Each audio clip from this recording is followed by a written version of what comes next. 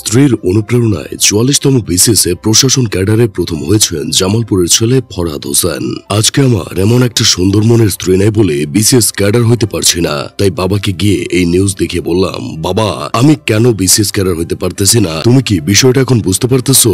বাবা আমার কানমলা দিয়ে বলল, তুই বিসিএস ক্যাডার হইতে পারতেছস না তোর মোবাইলের দোষে। সারাদিন মোবাইল নিয়ে গুতাগুতি করলে বিসিএস ক্যাডার কেন, এলাকার নেতা ক্যাডারও হইতে পারবি না। এমন একটা সুন্দর মনের যত্নশীল বউ হলে আমি মোবাইল ছুঁড়ে ফেলে দিয়ে বউ আর পড়াশোনায় মনোযোগী হয়ে এলাকার নাম উজ্জ্বল করব।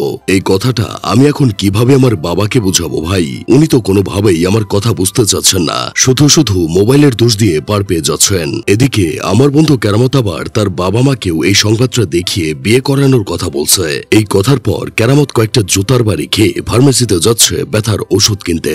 শুনেছিলাম সকল পুরুষের সফলতার পেছনে একজন নারীর হাত থাকে। আজকে আমাদের পেছনে শুধুমাত্র একজন নারীর হাত নেই বলে আমরা সফল হতে পারছি না, অথচ এই কথা কাউকে বোঝাতেও পারছি না। ৪৪তম বিসিএসে প্রশাসন ক্যাডারে প্রথম হওয়া ভাইজানের কাহিনী দেখে অনেকে বলতেছে পরবর্তী নিউজ জানি না আসে জামাই এই বউকে ছেড়ে দিছে। আবার কেউ বলতেছে ভাগ্যিস ছেলেটা বিসিএস পাশ করছে, মেয়ে পাশ করলে তো ছেলেকে ছেড়েই দিত।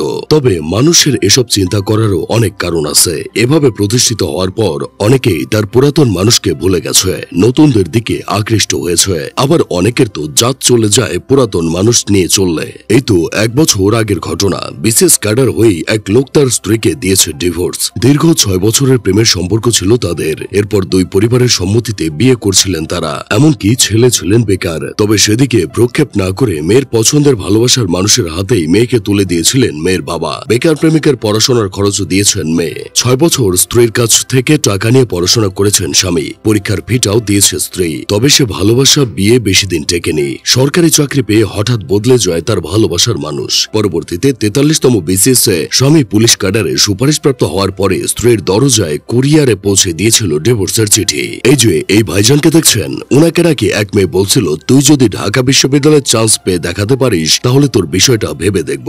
এরপর থেকে ভাইজানের মনে জিদ তৈরি হয় ঢাকা বিশ্ববিদ্যালয়ে চান্স পাওয়ার জন্য। অবশেষে এই ভাইজান ঢাকা বিশ্ববিদ্যালয়ে চান্স পেয়েছে। এখন মজার বিষয় হচ্ছে তিনি চান্স পাওয়ার পর সেই মেয়েকে তিনি উল্টা রিজেক্ট করে বুঝিয়ে দিছে, এখন তোমার মতো মাইয়ার আমার কাছে টাইম নাই।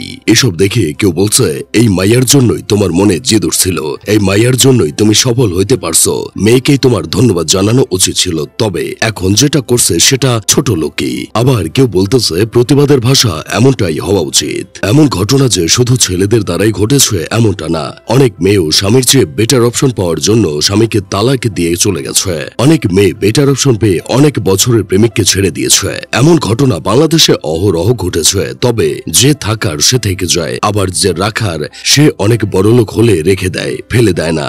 যাই হোক, শেষমেশ আমি গোলাম হোসেন একটা কাজের কথা কই। আমার না হয় পিছনে একজন নারীর হাত নেই বলে সফলতা পাচ্ছি না, কিন্তু আপনি কোন কারণে পাচ্ছেন না?